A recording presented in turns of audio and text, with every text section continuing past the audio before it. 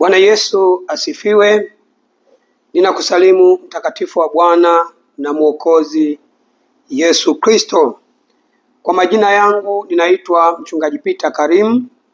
Ni mchungaji wa kanisa takatifu la Yesu Kristo lililopo Dar es Salaam Chamazi. Siku hii ya leo niko hapa kukuletea shuhuda kwa habari ya meza ya Bwana. Somo hili nililifundisha mwaka 2023.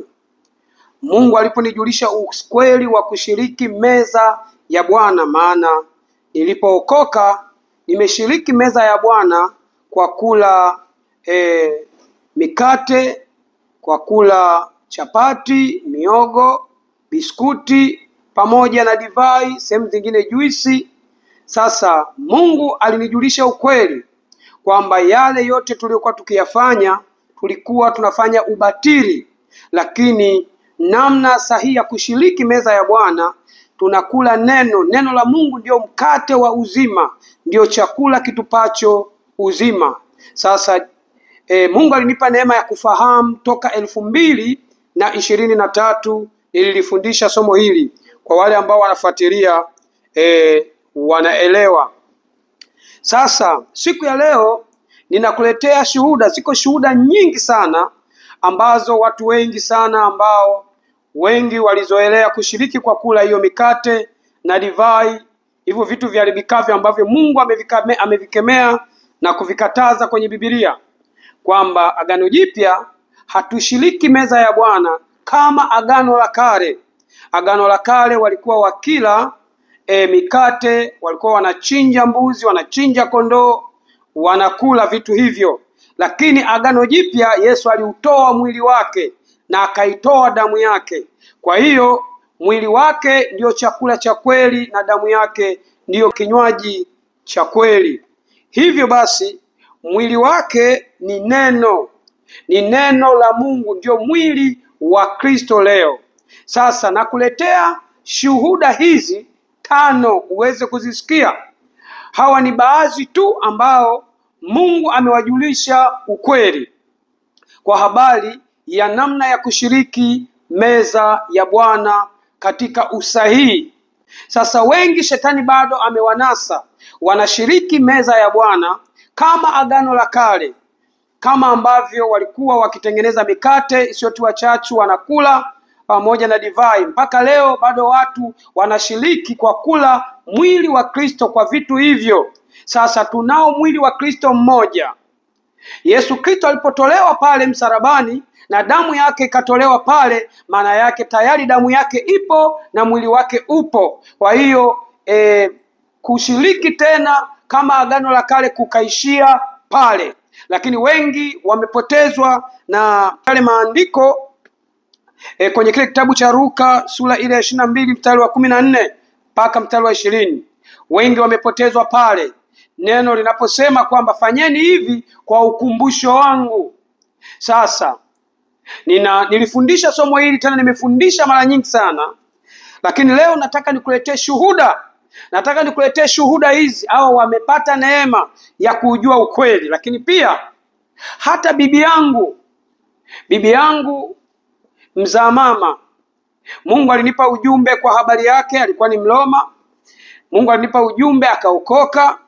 Alipookoka tayari akaanza kujifunza neno la Mungu kwa nguvu sana, akabatizwa, akaanza kujitakasa, na Mungu alinipa ujumbe kwamba Mungu atamchukua, anataka aingie mbinguni. Na kweli Mungu akathibitisha, bibi yangu akaingia mbinguni. Alithibitisha kwangu na watu wengine wengi sana kwamba bibi amefanikiwa kuingia mbinguni, lakini hajawahi kula mkate, hajawahi kula ngano hiyo, hajawahi kula chapati, hajawahi kula divai wala juisi kama damu ya Yesu na mwili wa Yesu, na ameingia mbinguni. Haleluya. Neno la Mungu liko wazi. Mwili wa Yesu Kristo na damu ya Yesu Kristo ni neno lake. Na kuletea shuhuda hizi 5, uwasikilize hawa watumishi wa Mungu namna ambavyo Mungu aliwajulisha ukweli. Tuanze kumsikiliza huyu wa kwanza, mwishoni nitakupa ufafanuzi. Karibu. Bwana Yesu Kristo asifiwe. Ninaitwa Abigaili Apollo. Ni mzaliwa wa Singida ila nimekulia mkoa wa Arusha. wilaya ya Monduli. Nimekuwa katika wokovu makanisa ya Pentekoste kama tunavyojua.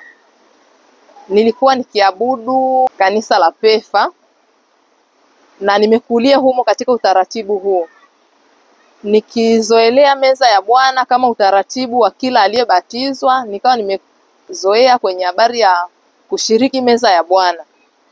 Niliendelea kule Mtoa Mbu, tulikuwa tukitumia mkate wa kawaida, unanunua dukani, unakuja unakata unaweka kwenye sahani, alafu mnapewa na vile vikombe vidogo vidogo vinawekwa ile divai. Basi nilikuwa nimezoea hivyo, tunatembea hivyo. Ilifika muda tukahamia mjini Arusha.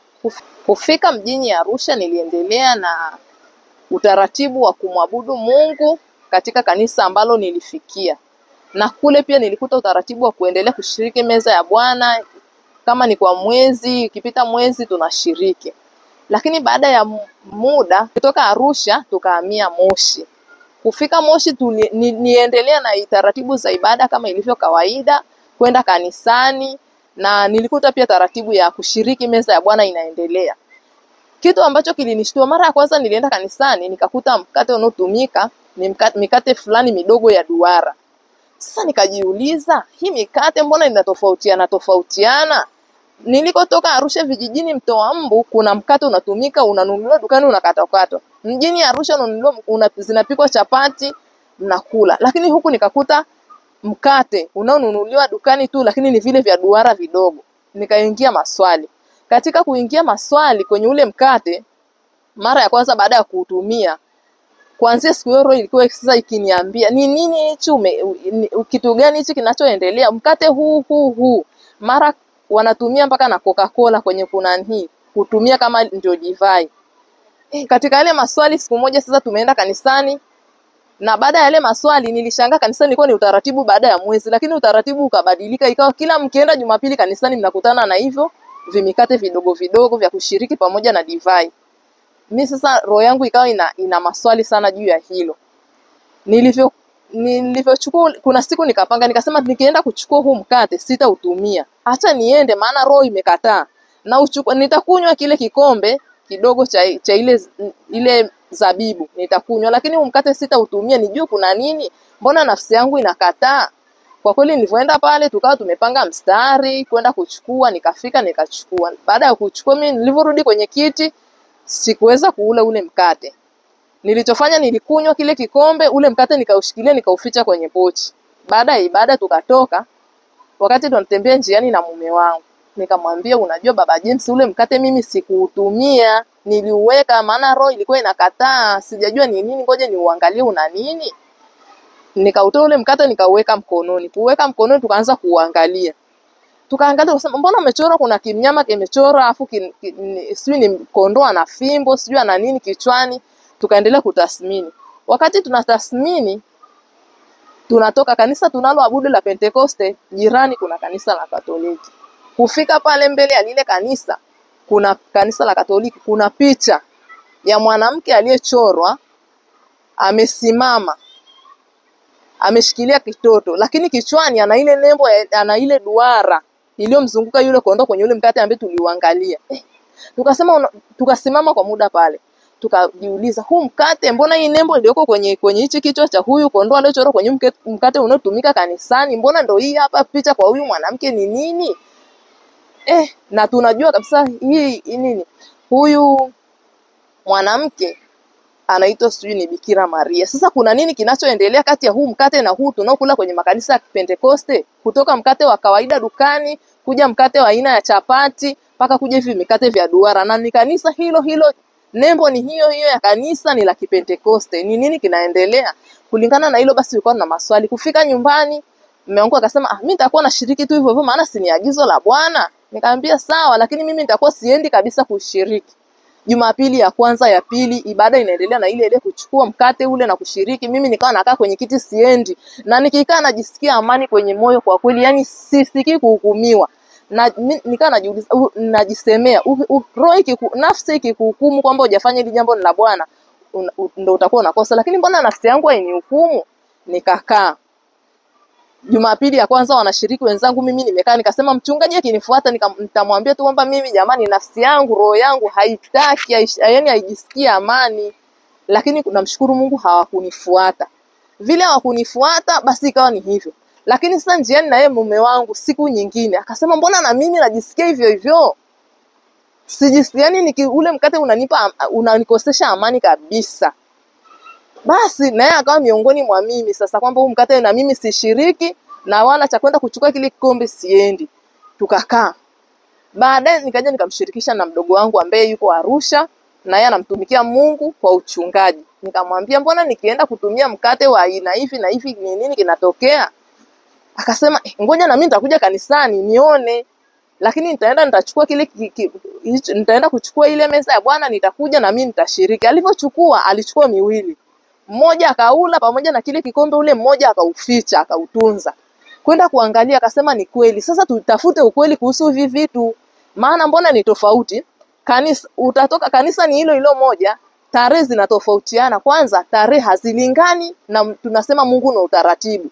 Mbona utakuta Arusha labda wanashiriki baada ya miezi mitatu, wengine mwaka mzima, wengine mwezi, wengine kila wiki. Kuna nini kwenye hili? Na ni makanisa ya Pentekoste yote. Kama Mungu ni wa utaratibu, singekuwa sasa kama ni ulimwengu mzima ni mkate unatakiwa kutumika, basi ungetumika mkate wa aina moja, divai ya aina moja na kwa muda mmoja.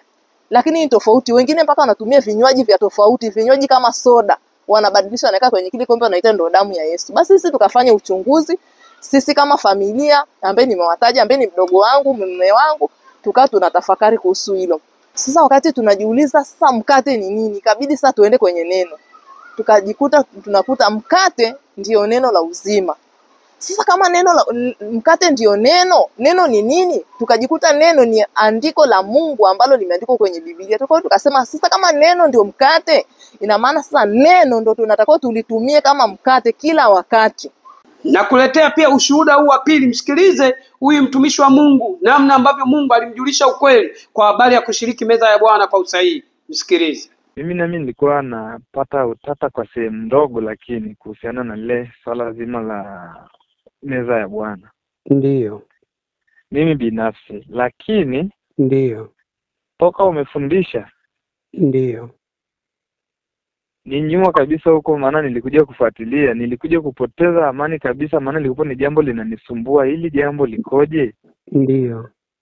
Lakini siku moja ili Mungu anithibitishie vizuri. Ndiyo. Niliota kwenye roho, nilipata maono kwenye roho wamenizunguka kama watu wasio salama, kama maadui. Sasa walipokuwa wamenizingira pale, nikawa nimejua kabisa hawa wana nia mbaya juu yangu. Ndiyo. Kama wana nia mbaya nitatokaje, maana niko peke yangu, sina mmoja hata wa kunitetea hapa. Ndiyo. Nikajikuta naanza kuimba ule wimbo nasema damu ya Yesu inanena mema. Nilikuwa niimba kwa sauti, maadui wakaanza kutawanyika wenyewe. Ndiyo. Hii ikanipa kujua kabisa kwa nini sikuona labda Fruto na Shiriki ndio nione wamekimbia. Ndiyo. Nikaongeza imani yangu kwamba hapana, lazima hii damu halisi iliyomwagika ndio inatakiwa kuitwa kwa imani, itumike kwa imani. Ndiyo. Hiyo kweli ilinipa ushahidi mkamilifu, nikazidi kuamini kwa asilimia kubwa sana jinsi Mungu alivyokufunulia hayo yote. Amina, amina.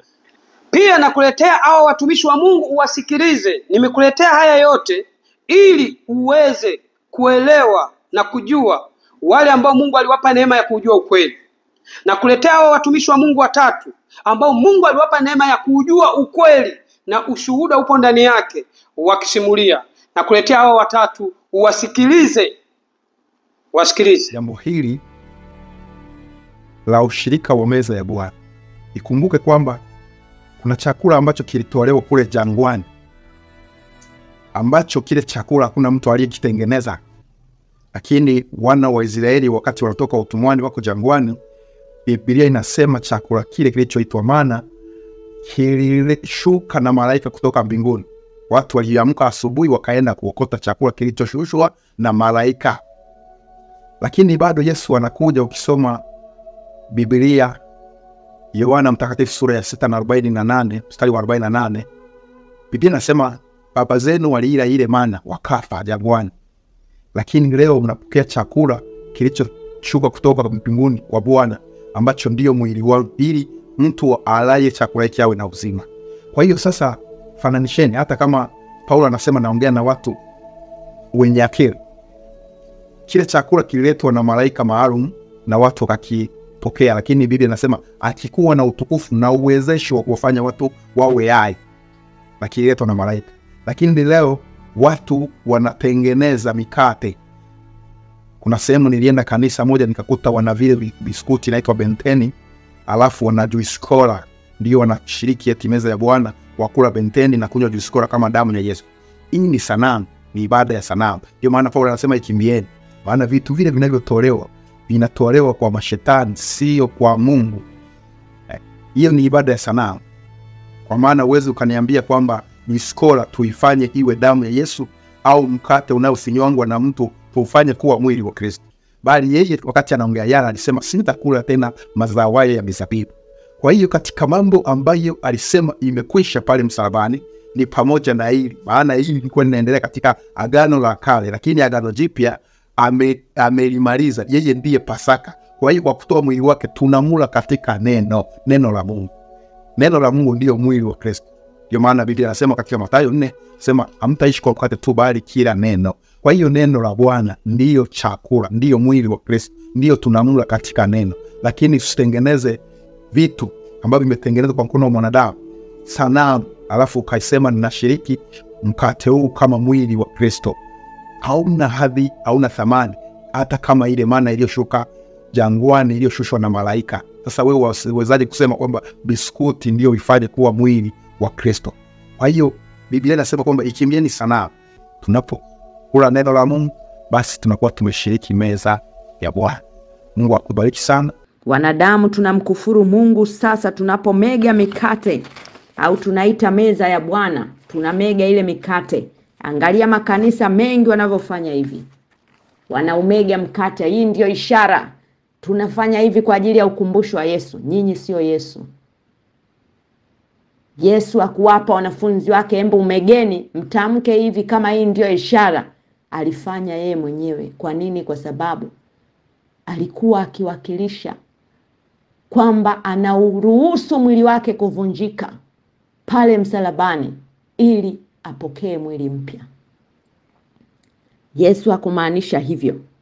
Tunaambiwa ni mpango wa adui kufanya na kumkufuru Bwana. Yeye ni Mungu asiyeweza vunjwa na mwanadamu. Tusifuate taratibu na desturi za adui ambazo adui amezileta. Bwana ndiye chakula chetu.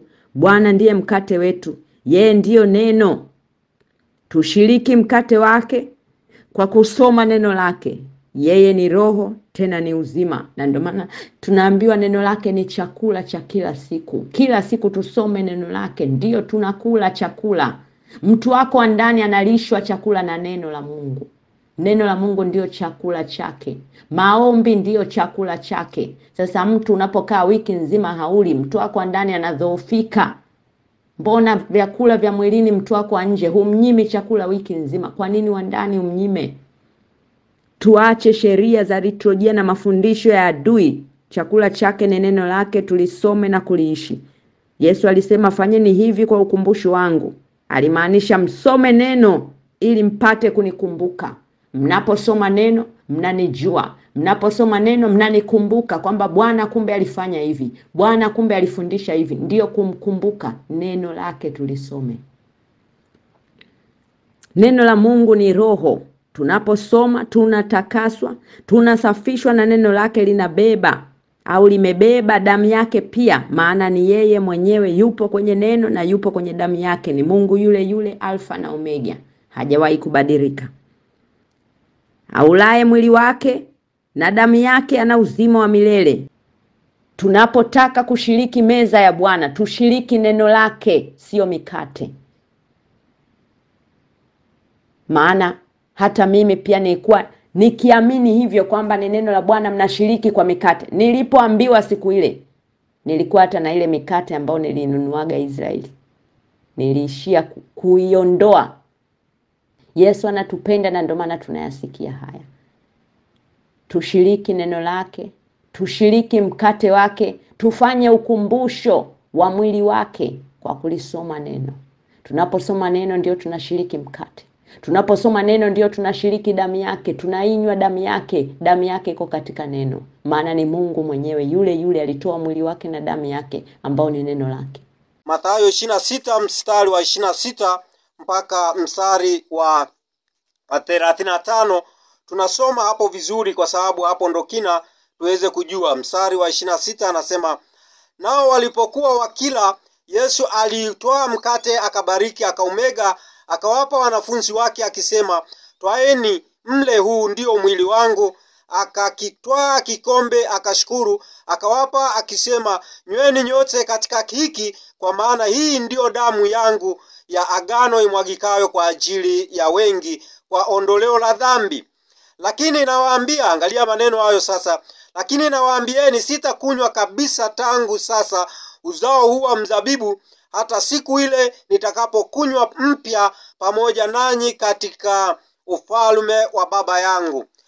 Hataweza kunywa tena kipindi hicho cha uzao wa mzabibu. Maana yake nini? Pale sasa uzao wa mzabibu unaondolewa na ile mikate inaondolewa, inakuja sasa damu halisi, inakuja mwili halisi. Na huu mwili halisi tunaupata katika kitabu cha Yohana. Kitabu cha Yohana mlango wa 6. Ndio utaona mwili halisi na damu halisi ambayo ilikuwa imekusudiwa kwa ajili ya ondoleo la dhambi. Lakini ile uzao wa mzabibu, ule uzao wa mzabibu ilikuwa ni mfano na ilikuwa ni fumbo tu kwa watu ambao shetani huwa anapigwa chenga namna hii kwenye mafumbo na kwenye mifano. Yohana mlango wa 6 mstari wa 30 mpaka hapo kwenye huo mstari wa 30 na kuendelea hapo tunasema, wakamwambia, utafanya ishara gani basi ili tuione tukuamini? Utatenda kazi gani? Baba zetu waliila mana jangwani, kama vile ilivyoandikwa, aliwapa chakula cha mbinguni ili wale. Yesu akawaambia, amini amini nawaambieni, siye Musa aliyewapa chakula kile cha mbinguni, bali Baba yangu anawapa chakula cha kweli. Baba yangu anawapa chakula cha kweli kitokacho mbinguni. Kwa maana chakula cha Mungu ni kile kishukacho kutoka mbinguni na kuupa ulimwengu uzima.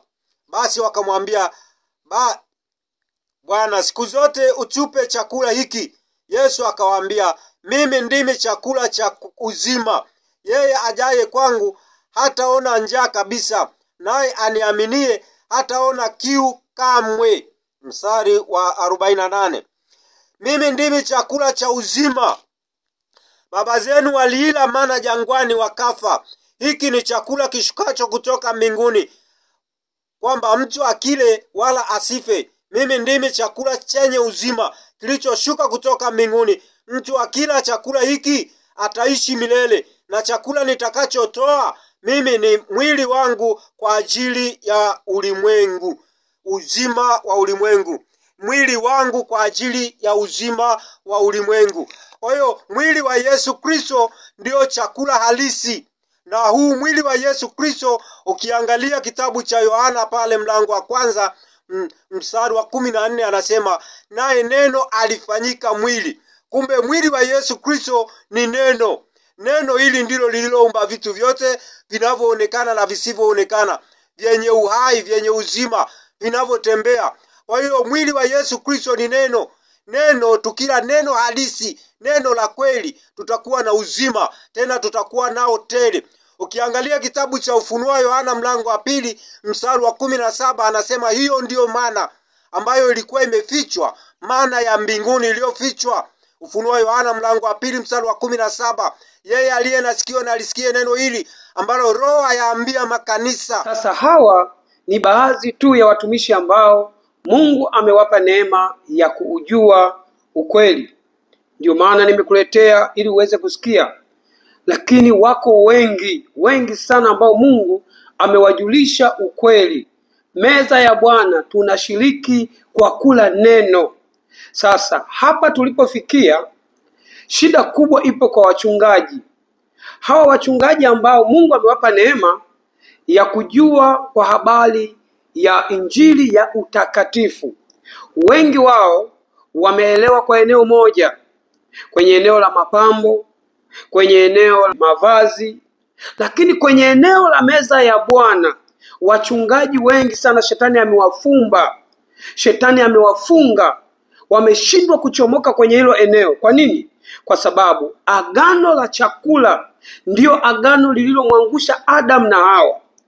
Shetani ameimarisha agano hili, amekamata fahamu za watumishi wengi kupitia vyakula walivyokuwa wakishiriki, kama meza ya Bwana, wakila keki, wakila divai. Hili ni agano baya sana ambalo shetani ameshikilia watumishi wengi. Sasa wengi wamepata neema ya kujua utakatifu, wachungaji, lakini eneo hili shetani amewafumba macho, ni vipofu. Haleluya. Ukweli ndio huu ambao nimekuletea. Meza ya Bwana tunashiriki kwa kula neno, sio kwa kula mikate iliyotengenezwa kwa mikono ya wanadamu. Asikudanganye mchungaji yoyote, asikudanganye. Haleluya. Sasa pia shida kubwa imetokea kwenye eneo hili. Wachungaji wengi wamekuwa ni waoga. Wengine ukweli wanaujua, lakini wanaongozwa na mababa wa kiroho, baba zao wa kiroho, kwa sababu wao wanatumia meza ya Bwana kwa kula viharibikavyo. Kwa hiyo wao wanashindwa, hata kama anaujua ukweli, anashindwa kusema ukweli, kwa sababu anajua akisema atagombana naye na atafukuzwa, atakosa chakula, atakosa fedha. Ni mchungaji mchumia tumbo. Wengine ni vipofu kwenye hili eneo, wamefumbwa macho, hawajui ukweli, wamekamatwa na adui, lakini neno la Mungu liko wazi. Haleluya. Kitabu cha Luka mtakatifu sura ile ya 22 ule kuanzia ule mstari wa 14, hapa neno la Mungu liko wazi, lakini wao wamefumbwa macho. Neno la Mungu linasema hivi: hata saa ilipofika, aliketi chakulani, yeye na wale mitume pamoja naye, akawaambia, nimetamani sana kuila Pasaka hii pamoja nanyi kabla ya kuteswa kwangu. Nakumbuka hapa Yesu sasa ndio anakuja kuibadilisha Pasaka, kuiondoa katika mfumo wa agano la kale, anaileta sasa katika mfumo wa agano jipya. Waache sasa kula zabibu pamoja na mikate pamoja na kondoo, nyama walizokuwa wanachinja, waje sasa wale neno. Hapa ndio Yesu anabadilisha. Sasa hapa ndipo shetani pia amepatumia kuwafumba watu ufahamu, wasilielewe ili neno. Tuendelee, anasema mstari wa 16, kwa maana nawaambia ya kwamba siili tena hata itakapotimizwa katika ufalme wa Mungu. Yesu anasema siili tena. Maanake unaposhiriki meza ya Bwana unakula na nani? Na Yesu ameshakataa, siili tena. Utanielewa. Tuendelee, anasema akapokea kikombe, akashukuru, akasema, twaeni hiki mgawanye ninyi kwa ninyi, maana nawaambia ya kwamba tangu sasa sinywi mazao ya mzabibu hata ufalme wa Mungu utakapokuja. Anasema hanywi tena mazao haya ya mzabibu hata ufalme wa Mungu utakapokuja. Kwa nini? Kwa sababu Yesu Kristo yeye sasa anachukua nafasi ya kuwa mzabibu. Na kumbuka, yeye Yesu anakaa ndani yetu. Haleluya. Yeye anachukua nafasi ya kuwa mzabibu, na ndio maana ukisoma kwenye kile kitabu cha Yohana sura ile ya 15 ule mstari wa 1 imeandikwa, mimi ndimi mzabibu wa kweli na Baba yangu ndiye mkulima. Unaona, Yesu anachukua nafasi ya kuwa mzabibu. Ndio maana anasema sili tena mazao ya mzabibu. Maana yake wewe leo unapokula zabibu unakula kama damu ya Yesu. Unakula na nani? Yesu hunywi naye tena. Sasa kama Yesu hunywi naye tena na yeye ameshakataa, maana yake shetani anachukua nafasi. Unapokunywa kile kikombe cha divai, unakunywa pamoja na shetani. Ile ni sanamu ya damu ya Yesu. Damu ya Yesu tayari imeshatolewa na ipo. Mbona leo unapoomba unasema damu ya Yesu initakase, damu ya Yesu inioshe, na damu ya Yesu inakusafisha, na damu ya Yesu inakuosha? Kwa nini ujimwagie zabibu? Kwa nini ujimwagie? Jimwagie basi ile ujitakase. Mbona unaongea kwamba unaomba damu ya Yesu inioshe, na damu ya Yesu inakusafisha? Sasa damu za Yesu ziko ngapi? Kwa hiyo zabibu unapoifanya kuwa damu ya Yesu, ile ni sanamu ya damu ya Yesu. Leo hii damu ya Yesu ipo na mwili wa Yesu ulishatolewa, upo, ni neno. Haleluya. Tuendelee. Anaendelea anasema mstari wa 19, akatoa mkate akashukuru akaumega akawapa akisema, huu ndio mwili wangu unaotolewa kwa ajili yenu, fanyeni hivi kwa ukumbusho wangu. Unaona, huu ndio mwili wangu unaotolewa kwa ajili yenu, fanyeni hivi kwa ukumbusho wangu. Sasa anatoa ule mkate anasema huu ndio mwili wangu. Kumbuka pale mwili wake ulikuwa bado hujatolewa, alikuwa bado hajafa na kufufuka. Kwa hiyo alipokufa na kufufuka, maana yake mwili wake ulishatolewa. Maana yake pale ndio mwisho na ukomo wa kutumia tena mikate, wa kutumia tena divai. Ukomo ndio pale, kwa sababu damu ya Yesu tayari ishatolewa, ipo, na mwili wake tayari ushatolewa, upo. Haleluya. Neno la Mungu liko wazi. Anaendelea anasema fanyeni hivi kwa ukumbusho wangu. Kwa hiyo mwili wa Yesu ni neno. Unapokula neno tayari unamkumbuka, kwa sababu ndani ya neno tayari Yesu ameshaweka maelekezo yake kwamba mnatakiwa muishi hivi, mnatakiwa mfanye hivi, mnatakiwa mle hivi, mnatakiwa mtembee hivi. Pale ndio unamkumbuka. Sio unamkumbuka Yesu kwa kula mkate aliotengeneza Mama Adija, Mama Bonge, Mama Masawe. Hapana wapendwa, fungukeni ufahamu. Shetani yupo kazini kuliangamiza kanisa. Haleluya. Kwa hiyo anaendelea anasema mstari wa 20 anasema kikombe nacho vivyo hivyo baada ya kula, akisema kikombe hiki ni agano jipya katika damu yangu inayomwagika kwa ajili yenu, inayomwagika kwa ajili yenu. Sasa kipindi anayeongea haya, damu yake ilikuwa bado haijamwagika, bado Yesu hajafa, bado damu yake haijatolewa. Ilipotolewa damu yake tu, tayari damu yake sasa ipo. Bwana Yesu asifiwe. Sasa neno la Mungu ndio mkate wa uzima. Sasa shetani amewapoteza watu kwenye ile andiko, na watumishi wengi wamefumbwa macho hapa, wamepofushwa kwamba fanyeni hivi kwa ukumbusho wangu. Yohana Mtakatifu sura ile ya 6 mstari wa 27 imeandikwa hivi, msikitendee kazi chakula chenye kuharibika, bali chakula kidumucho hata uzima wa milele, ambacho mwana wa Adamu atawapa, kwa sababu huyo ndiye aliyetiwa muhuri na Baba, yani Mungu. Kuna vyakula viwili. Msikitendee kazi chakula chenye kuharibika, bali chakula kidumucho. Hiki chakula kidumucho hata uzima wa milele ni chakula gani? Ni neno la Mungu. Hapa pana vyakula viwili. Kuna chakula cha kuharibika, hivi ni vyakula vya mwilini, ndio hiyo mikate, ngano, divai, majuisi haya. Hivi ni vyakula vya mwilini vya kuharibika. Neno linasema usivitendee kazi. Tendea kazi neno. Kwa hiyo chakula kinachokupa uzima wa milele ni neno la Mungu.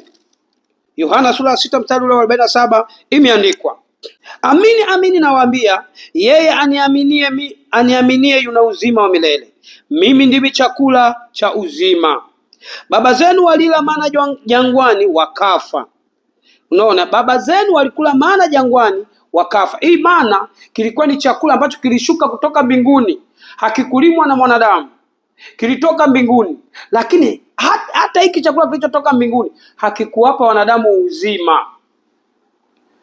Haleluya. Anasema baba zenu walila mana jangwani wakafa. Hiki ni chakula kishukacho kutoka mbinguni, kwamba mtu akile asife. Swali, ngano imetoka mbinguni? Haya, hiyo divai imetengenezwa pale Dodoma imetoka mbinguni? Neno la Mungu liko wazi. Na wengi wanasema kwamba kitabu cha Yohana Mtakatifu sura 6 hakiongelei kwa habari ya meza ya Bwana. Meza ya Bwana unaposikia inapotajwa kwamba mwili wangu na damu yangu, hivi vitu viwili ndio vinawakilisha meza ya Bwana, damu na mwili. Sasa tuendelee hapo usikie. Anaendelea anasema, hiki ni chakula kishukacho kutoka mbinguni, kwamba mtu akile wala asife. Mimi ndimi chakula chenye uzima kilichoshuka kutoka mbinguni. Mtu akila chakula hiki ataishi milele.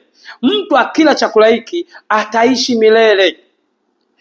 Sio divai, sio mkate, ni neno. Neno ndio linakupa uzima wa milele. Neno la Mungu.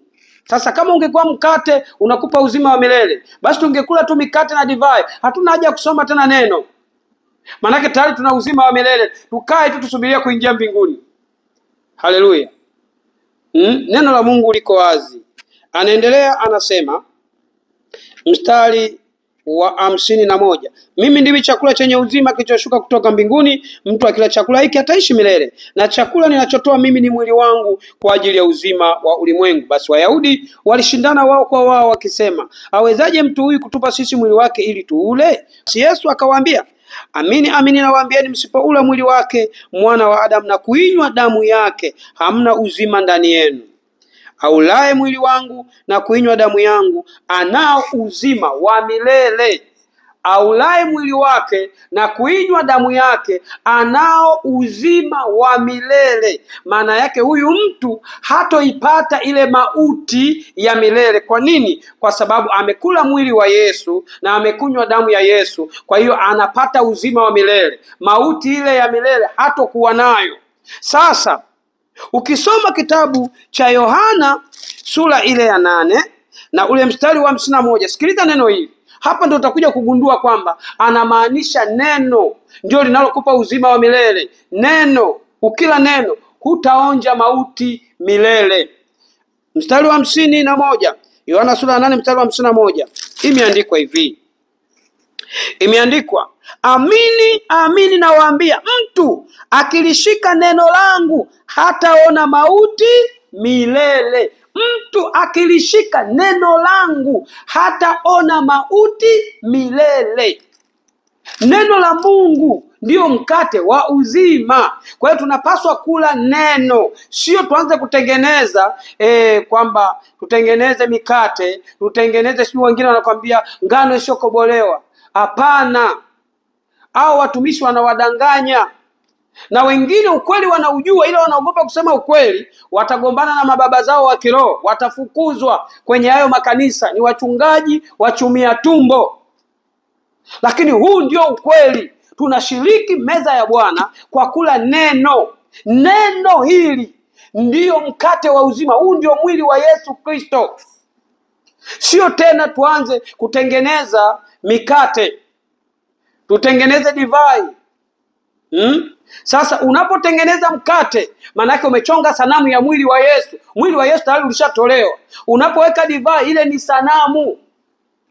Ni sanamu ya mwili wa Yesu. Sasa hebu nikuulize swali, kuna damu za Yesu ngapi?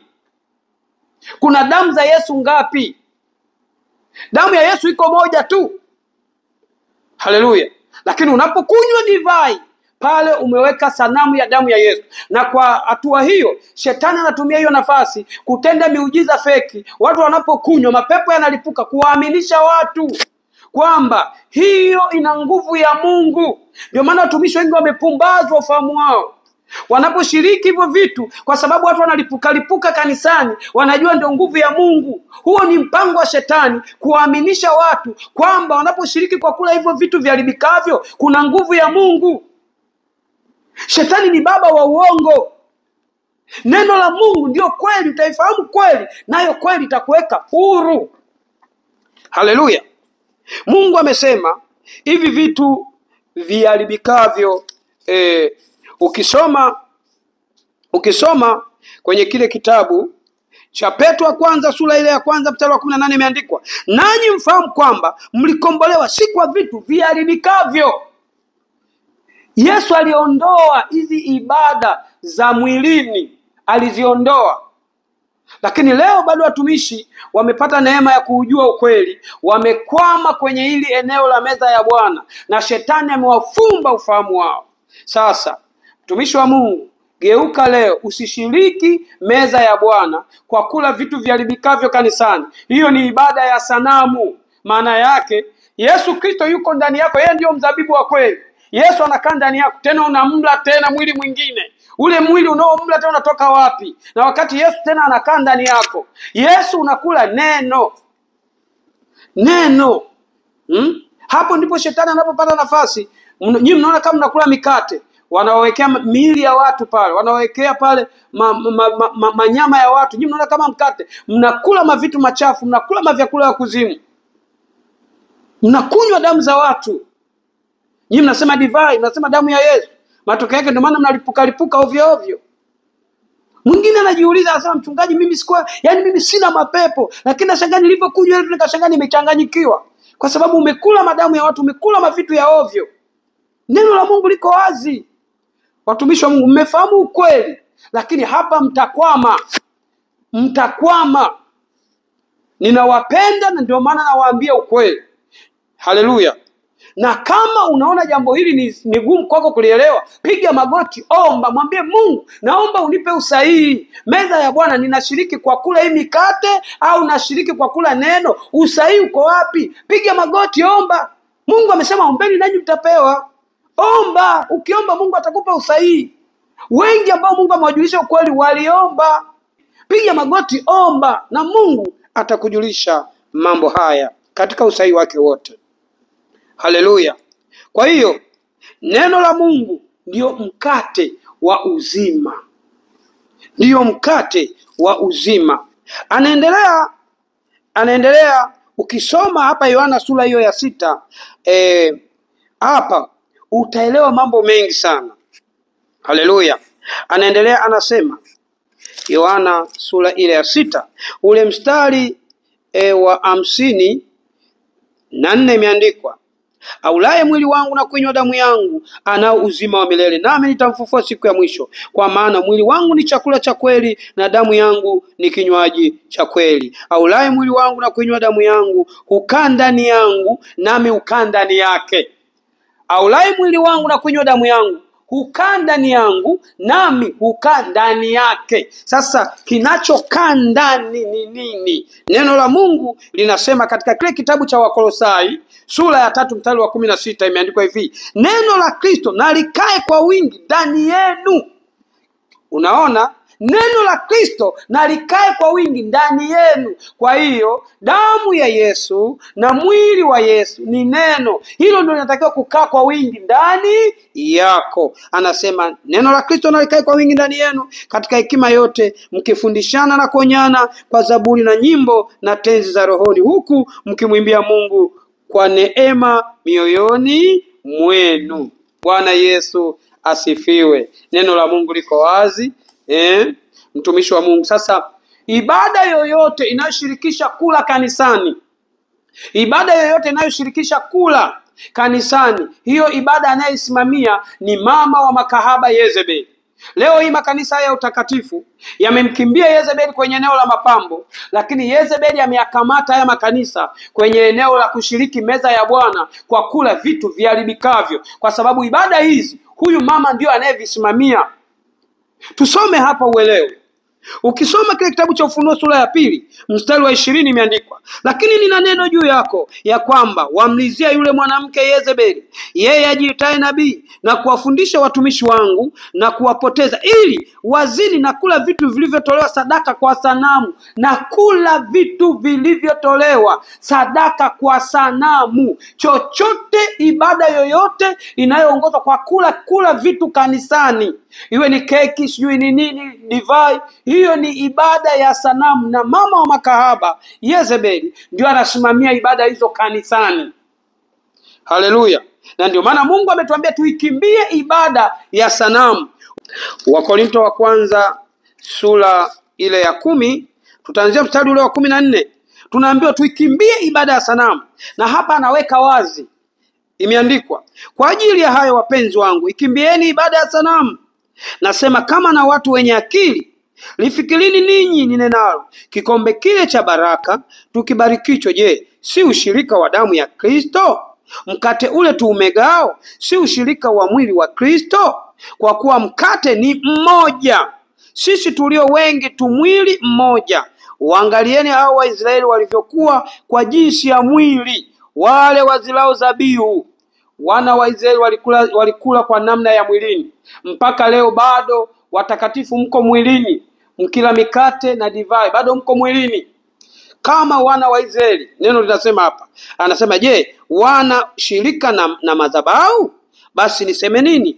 Ya kwamba kile kilichotolewa sadaka kwa sanamu ni kitu, au ya kwamba sanamu ni kitu? sivyo? Lakini vile vitu vile wavitoavyo sadaka wavitoa kwa mashetani, wala si kwa Mungu. Nami sipendi ninyi kushirikiana na mashetani.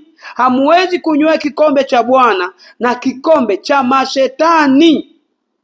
Hamuwezi kushirikiana katika meza ya Bwana na katika meza ya mashetani. Wengi wanashiriki meza ya mashetani, wanasema ni meza ya Bwana. Meza yoyote unaoshiriki kwa kula vitu viharibikavyo ambavyo Mungu amevikataza, hapo unashiriki meza na mashetani, sio meza ya Bwana. Meza ya Bwana tunashiriki kwa kula neno. Tunapokutana kanisani na kufundishana neno la Mungu, pale tunashiriki meza ya Bwana kwa kula neno, na pale Yesu ndio yuko pamoja nasi, lakini sio kwa kula hiyo mikate na hizo divai. Hapo unashiriki ibada ya sanamu na unashirikiana na mashetani, kwa kuwa Yesu alisema sili tena mzao wa mzabibu. Haleluya! Hata utakapotimizwa katika ufalme wa mbinguni. Nimekuletea ushuhuda huu na somo hili kwa fupi, ili uweze kujua Yesu Kristo yeye alifanyika Pasaka na anakaa ndani yetu, tayari alishatolewa. Kwa hiyo tunakula neno. Bwana Yesu asifiwe. Mtumishi wa Mungu, tuko nyakati za mwisho. Usije ukaachwa kuingia mbinguni kwa sababu ya kushiriki meza ya Bwana na mashetani kwa kula vitu viharibikavyo. Neno la Mungu linasema msikitendee kazi chakula chenye kuharibika. Na tukokombolewa kwa vitu viharibikavyo. Ibada ya mwilini tuliondolewa. Sasa hivi tunamwabudu Mungu katika roho na kweli. Hatuli tena hivi vyakula kama mwili wa Yesu au damu ya Yesu. Hapana, damu ya Yesu na mwili wa Yesu ni neno la Kristo. Neno hili ndio mwili wa Kristo na damu ya Yesu. Kwa hiyo Yesu anaishi ndani yetu, tayari mwili wake ulishatolewa na damu yake ilishatolewa. Tunakula neno. Haleluya! Sio tena leo Yesu yuko ndani, alafu tena hapo unachukua mkate unakula tena kama mwili wake, na wakati Yesu Kristo tayari unaishi naye. Watumishi wa Mungu, tokeni gizani. Ni kuombe wewe ambaye unaona jambo hili kwako ni gumu. Omba, piga magoti uombe. Mimi mara nyingi wanafundisha watu waombe. Ukimwomba Yesu atakujibu, na Yesu amesema ombeni nanyi mtapewa. Nimekufundisha somo hili ili usije ukaangamia, ukapoteza muda wako mwingi, ukajitoa kufanya kazi ya Mungu, lakini eneo hili ukaja ukakwama pale mbinguni. Hakuna kinyonge kitakachoingia mbinguni. Wale waliosimama na neno la Mungu katika kweli yote ndio watakaoingia mbinguni. Amina. Bwana Yesu azidi kukubariki. Neema ya Bwana Yesu izidi kuwa pamoja nawe. Katika jina la Yesu Kristo ninakutakia neema ya kushiriki meza ya Bwana kwa kula neno la uzima. Amen.